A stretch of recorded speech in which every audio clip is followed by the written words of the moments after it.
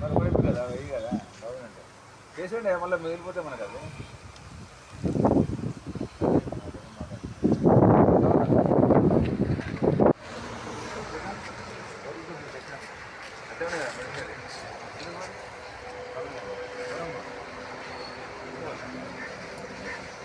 చెప్పాలి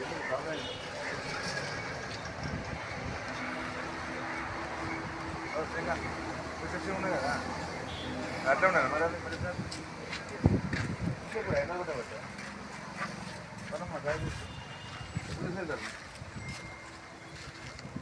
ముహూర్తం లేదా ఎట్లా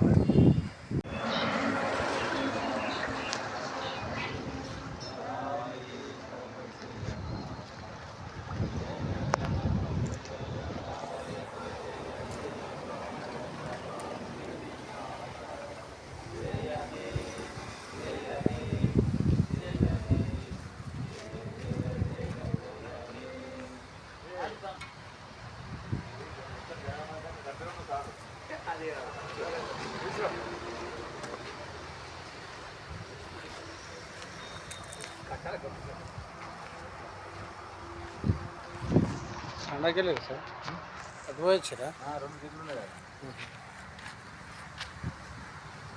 అది కదా నువ్వు చేయిందా కదా అది బయటికి చెప్పలేదు అన్న ఎవరికైనా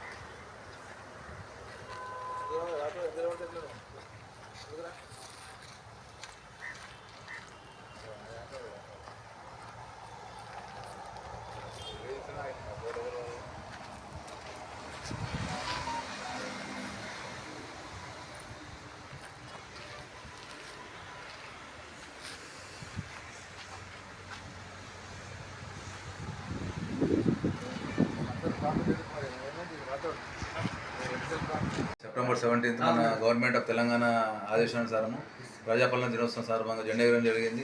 అలాగే మా సిబ్బంది మన పాత్రికేయులు అందరూ వచ్చారు కాబట్టి నేను ప్రజలకు విన్నవించుకునేది ఏంటంటే ఎక్కడైతే మనకి ఫారెస్ట్ ఇందాలో ఫారెస్ట్ ఇంతకుముందు ఎలాగ ఉందో అలాగే ఉండాలని, ఎవరు కూడా ఇల్లీగల్ ఎంక్రోచ్మెంట్స్ కానీ ఫెల్లింగ్స్ కానీ ఇట్లా అటవీ జంతువులకు హానికరం చేయకుండా కాపాడాలని, ఎటువంటి ఇన్ఫర్మేషన్ ఏది ఉన్నా కానీ ఏ రాత్రి అయినా నా నంబర్కు ఫోన్ చేయగలరు.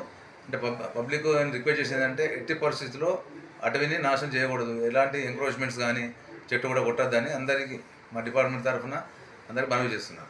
అంటే తదుపరి నేను తెలియదు ఏంటంటే ఇప్పుడు మన దగ్గర ఇందలవై అటవీ ప్రాంతాల్లో అటవీ అంటే చిరుతలు కానీ ఎలుగుబంట్లు కానీ ఊళ్ళోకి అయితే రావట్లేదు. కాకుండా వేరే రేంజెస్లో కానీ వేరే ప్రదేశాల్లో ఉన్న అటవీ ప్రాంతం నుంచి ఊళ్ళో వచ్చి భయప్రాంతాలకు గురి చేస్తుంది. దానికి కారణం ఏంటంటే మనమే మనుషులే ఉన్న ఫారెస్ట్ నరికేస్తే అది ఏం చేస్తే దాని హ్యాబిటేట్ను ఖరాబ్ చేస్తే ఊళ్ళోకి వస్తాయి. కాబట్టి పబ్లిక్ అందరికీ దయచేసి ఏంటంటే ఉన్న హ్యాబిటేట్ డిస్టర్బ్ చేయకండి. ఫారెస్ట్ ఎలాగ ఉందో చెట్లు కొట్టకుండా ప్రకృతిని కాపాడితేనే అది మనం కాపాడితే. చూస్తారు ఇప్పుడు కేరళలో కానీ ఇప్పుడు మన యూపీ ఉత్తరాఖండ్లో కూడా ఎటువంటి ప్రళయం సృష్టించింది అందరికీ తెలుసు.